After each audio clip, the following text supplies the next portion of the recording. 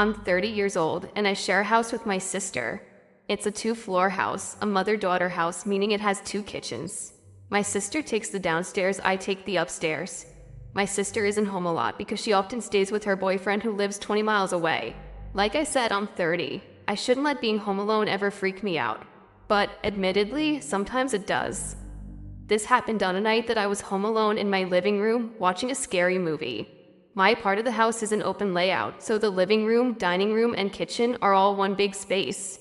My couch is in the middle of the space, so as I watch TV on the couch, my back is to a large part of the room behind me. So for those a little more easily spooked, it wouldn't be the most comfortable place to be sitting alone watching a scary movie. I'll admit, as I watched in the dark room with nothing but the light from the TV to cancel the darkness of the room, I found myself glancing over my shoulder a lot. I like to think I'm not the only 30-year-old male that does that. But anyway, after the movie, I brushed my teeth, turned off all the lights in the house, then went to sleep. My sleep lasted for about 2 hours. I woke up around 1 a.m. and I wasn't sure why I woke up at first. Then I heard a voice downstairs. It sounded like my sister. It sounded like she was inside the house, so it's not like she was calling for me to open the door. But still, I knew it was my sister's voice.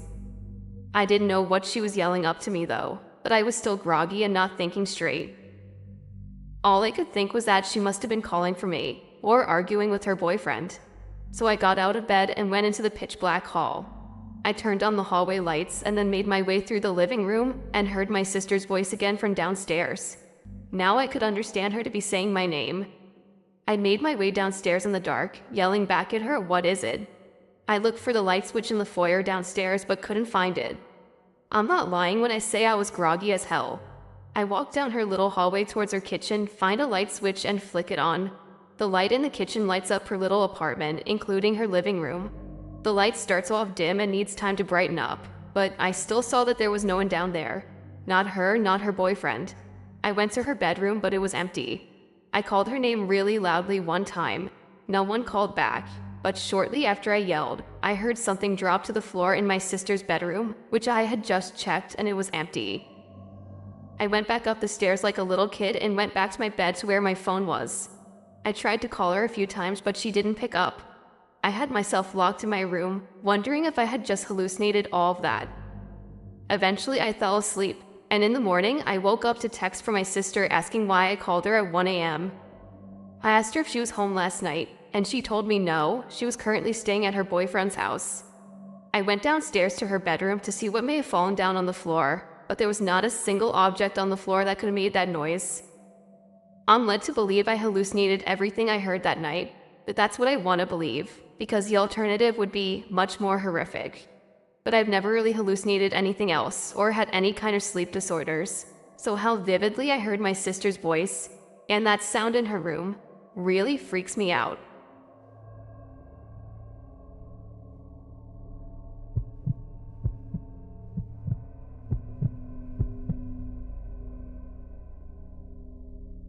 I was left home alone a lot as a kid just due to the fact that my mom was single for a good chunk of my upbringing, and she worked as an RN on a crappy RN schedule. Then my brother went away to college. This was a night that my mom was working an overnight.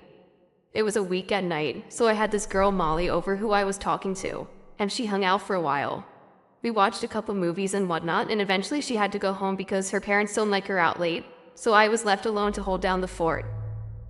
I continued to watch TV in my room and bed.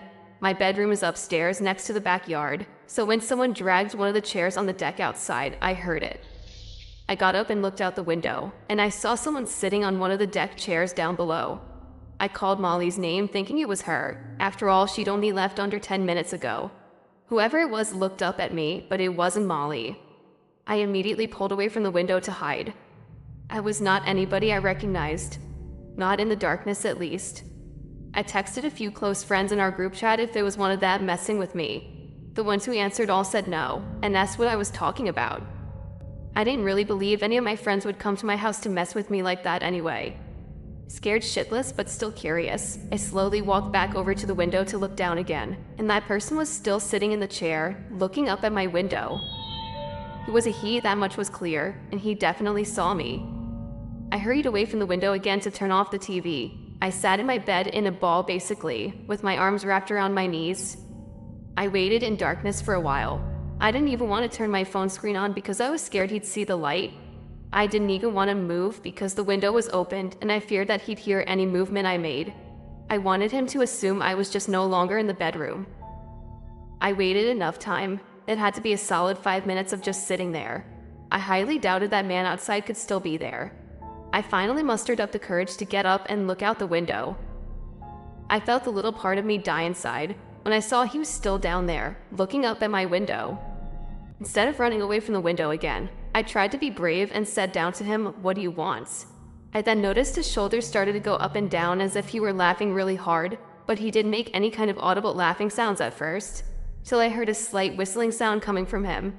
It seemed like he was laughing so hard that he was wheezing. I asked him to please go away, then walked away from the window again. I went back to my bed. I was scared to call the police for some reason.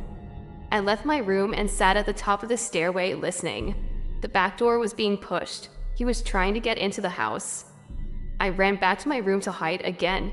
I was 14, I didn't know what else to do. Eventually I heard the front door's doorknob being fiddled with, and the man trying to push the front door open as well. He gave up quickly, thank God. I closed my bedroom window and curtains. If our doors weren't locked, I could have been killed easily. I was skinny and weak when I was 14 and definitely not a fighter. I didn't leave my room again that night until my mom got home around 9. I told her what happened, and her reaction was angry at me for not calling 911, and in hindsight, that was very stupid of me. One of the many things I did, or rather didn't do at a young age, that I questioned greatly.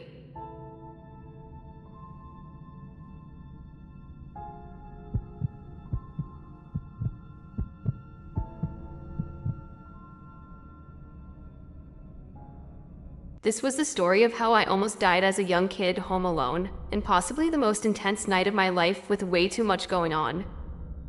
We're a family of 5. I was 10 at the time. My older brother was 14, my little sister was 5. It was a Friday night. My brother was out with his friends causing trouble clearly, because a dreaded phone call came to my parents. All I remember was I was in my room playing a Star Wars video game when I heard my mom start freaking out crying. I got really scared and hurried to see what was wrong. My mom was on the phone with the hospital, calling to inform my parents that my brother had gotten hit by a car. Obviously, we were all shaken and really scared. My brother's leg was broken, but I don't know what else was said on the phone. All I know is my parents hurried to get their coats on and got my little sister from her room and asked me if I was okay to stay home alone. I said yes, and they hurried out to the car and left. I was of course really worried for my brother, but I really didn't want to go to the hospital and see him in any kind of bad condition. I don't think my parents wanted me or my sister to either, but they didn't want to leave my 5-year-old sister home without them. It's worth mentioning my brother recovered just fine, as his injury is no longer relevant to the story, other than it being the reason why I was left home alone on a Friday night. Before my dad left, he was trying to calm down my mom, telling her he was going to be okay. So seeing my dad like that made me feel better. I had a feeling my mom was just being overdramatic like any mom would be. I continued playing the Star Wars game for a couple more hours when I heard the front door open. I had my bedroom door closed. By this point, it was easily past midnight and past my bedtime, so I turned off the TV and PlayStation and crawled into my bed with my Game Boy. I tried listening to hear my parents' voices, maybe hear if my brother was with them or just hear what they were saying, but I didn't hear anything. After a few minutes of not hearing them even come up the stairs, I had a feeling something was wrong. I went to my door and quietly opened it, then walked over to the ledge and banister that overlooked the living room. The lights were off, but there were 3 tall people standing in my living room. They weren't my family. I was so petrified that I was frozen for a second before I could quietly walk back into my room and shut the door as quietly as I could in my trepidation. But it wasn't quiet enough, and I knew it. They had to have heard the door click shut, even if just slightly. I hurried to my closet door, opened it quietly, stepped inside, then shut the door. I had myself sitting behind a bunch of the boxes and bags of clothes that were stuffed in my closet. I was actually pretty covered from view. There was this short period that felt like forever that I was anticipating my bedroom door open, and it did. And at that moment, I knew I was going to die.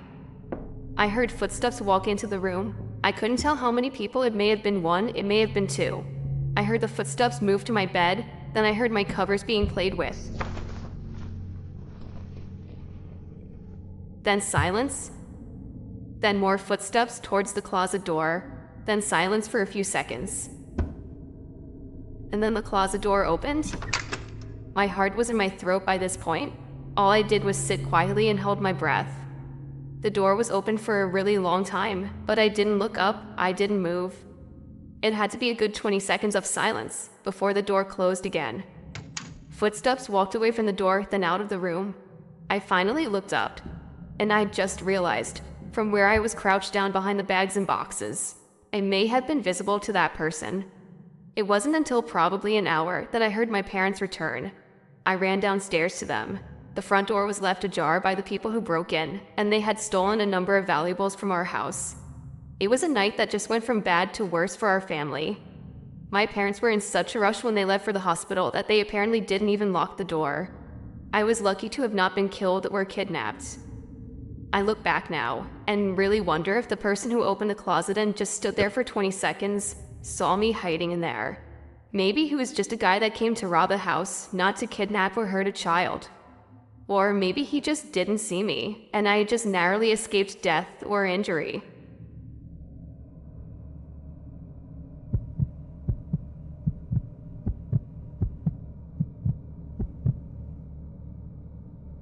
I was home alone for an entire week one time when I was still a teenager living with my parents, which was a rare occasion since my parents don't go out a lot. My mom's rich friend Patty invited my parents on the trip that she was paying for. I'm an only child, so I was left alone in the house. We lived in Newark, Ohio, which is in Licking County. Yes, our county was actually called Licking County. My parents' old house had woods in the backyard and was on some quiet road that only a few cars would pass per day usually. We had a huge deck in the backyard overlooking the woods and a decently large backyard. We even had a little fish pond and above-ground swimming pool. This was on a Thursday night. I remember because I had conversations with friends about plans for the weekend that day. This was in July of 2013.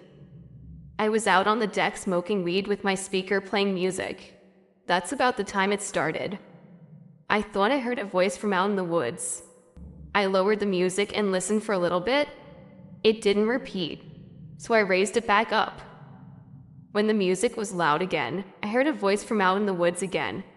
This time I turned the music off completely and listened for longer. There was a voice calling from the woods again, confirming I wasn't just hearing things. It was a male's voice saying, "Hey, over here." He was kind of distant, but not too far. The woods were anywhere from 20 to 30 yards away from the deck, and that's where the voice was coming from. I didn't think in a million years it was someone calling out for me, though. Rather, maybe just some kids playing manhunt or something. The voice called out again, "Hey, over here, we need help." This time I realized the voice was too deep to be a kid. And when a voice yells out, "We need help," obviously that'll always be slightly concerning. I was getting a little bit uncomfortable now, because now I was questioning if these yells were directed at me. Now I heard the voice yell, "Straight in front of you, please come help us." And the voice was coming from straight in front of me in the woods. Now I had a feeling this was directed at me. I reluctantly called back, "Who is that?" And they responded, "We just need help, we're stuck in the woods." I called back, "What does that mean?" Then the voice replied back, "Just please come help, straight in front of you." I got out from my seat, walked down the steps of the deck onto the grass, and proceeded towards the woods. I called out, "I'm coming, where are you?" The voice replied instantly, "Right in front of you, I see you." I replied back, "Wait, are you alone or with someone?" There was no answer this time. I stopped in my tracks about halfway towards the woods. I had a bad feeling in my gut about this. I started walking backwards, back towards the house and the deck. I didn't even want to turn my back to the woods because it took me that long to realize there was something very suspicious about this situation. I made it back to the deck, and the voice didn't say anything else. If they truly saw me and this was real, they would have said something like, "Where are you going?" at the very least.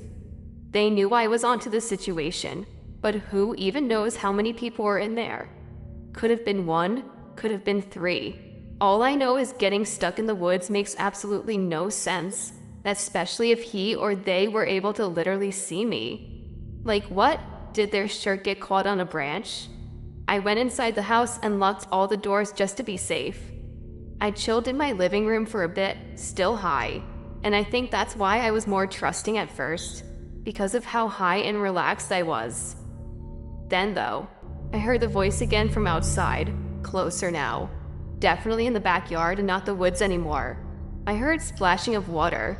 It could have been the pool or the pond. I hurried to the window to see. I didn't see anyone at first, but then the voice called, "I see you," with a laugh. I noticed him. It was one guy, at least one guy visible. He was hidden behind the pool on the other side, and I could only see his head. It was just too dark to make out anything besides his dark, medium-length hair. I closed the blinds and tried to ignore it. Maybe he'd lose interest if he saw I wasn't entertaining him. He was probably a sick, deranged person who enjoyed messing with people, so I didn't want to give him what he wanted. But my breaking point was when there was a horrible, aggressive banging on the window, where I had just closed the blinds, and on the other side, the guy was screaming help. I screamed at the top of my lungs to "Fuck off, you freak, the police are coming." I screamed it over and over, trying to make myself sound crazier than him. I heard him start to laugh on the other side of the glass. His laughing started to fade away as I assume he walked away. I sat back down on the couch, trembling, shaking, out of breath. I sat there for a while, and it seemed like the guy had really given up. I still got a good night's sleep that night because weed helps me sleep. I wonder if I would have handled that situation any differently if I wasn't high, though. The situation made me more paranoid about who I opened my door to.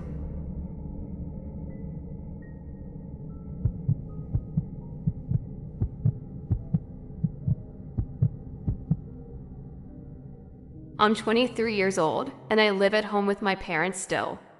One day they were both not home, and I was outside playing basketball in the front yard. At some point while I was playing, I looked up at one of our upstairs windows and saw a woman standing there. Not my mom, not my sister. It was a random woman. I guess when she saw me looking at her, she dipped away from the window. When I went inside and upstairs to check the lounge room, she wasn't anywhere. I checked every single room I could, every bedroom, the bathroom, every closet. Then I checked the downstairs, which included the living room, kitchen, dining room, one bedroom, and more closets. Finally, I checked the basement, and I highly doubted she could be down there. It's a small basement with a couple couches, a bar, and 2 closets. There weren't many places for someone to hide. But when I opened the second closet door, I was incredibly scared, as I didn't know of any other places someone could be hiding in the house. This was the last unchecked spot that I could think of. I yanked the door open as if I were ripping off a band-aid, and like I did with the closet before this one, I right away pushed myself into the closet just in case that woman was in there and I had to jump on her. But all I pushed myself into was a bunch of coats and coat hangers. I was so confused. I wasn't going to question my sanity though. I definitely saw that woman and I knew it. It wasn't the kind of thing you would just so vividly imagine. I went back to the middle floor and screamed very loud that whoever was in the house needs to get the F out. I actually screamed so loud that our next door neighbor came over and asked if I was okay. I told him that I literally just saw a woman at our upstairs window, watching me play basketball. He came in and helped me search again. When we couldn't find her, I was left to assume that she snuck out through the back door, which I did unlock after all, when I went to grab the basketball from the yard. So my neighbor left. I locked all the doors, called my parents, and told them the crazy story. And they weren't too thrilled. But they asked me to make sure nothing was stolen. I did just that, and luckily it seemed anything that was worth something was still in place. So now fast forward to that night. I went to sleep after checking the house one more time just for peace of mind. It was hard to fall asleep though. My mind was racing for obvious reasons. Most people can't relate to seeing a stranger at their window inside of their house. But my restlessness helped me out in this situation, and here's why. I was finally starting to drift away slightly. Then I heard some noises from the other side of me. I had the fan on above me, so the room wasn't dead silence, and that's why I didn't immediately turn to my other side at the first sound I heard. But the sound started as sounds human-like. I turned to my other side, and there she was, getting out from under my bed. She stood up tall above the bed, and I screamed so loud, louder than earlier before. I jumped out of my bed and tackled her to the floor and had my hand around her throat, asking her who she was. My doorbell rang, my neighbor again. I picked the tall, dirty-looking woman up off the floor and dragged her to the front door with me as she struggled and scratched at me. I still have 2 scars on my right arm from her claws. I opened my front door to my neighbor again, and he let himself in and helped me restrain the woman. This was when I called the police. The whole time we waited for the police, the woman was screaming and cursing at my neighbor and I, threatening us too. The best way to put it, she looked and acted like a meth head currently suffering from withdrawals. When the police arrived, one of the officers knew exactly who the woman was. They had dealt with her multiple times before. Her name was conveniently Karen. It was satisfying to watch her be brought into the back of the police car. I let my neighbor know how grateful I was for him coming so quickly to help. And that night, my mind continued to race. But instead of being completely freaked out, which I still was a little, I felt this overwhelming feeling of satisfaction. And I can't fully explain why.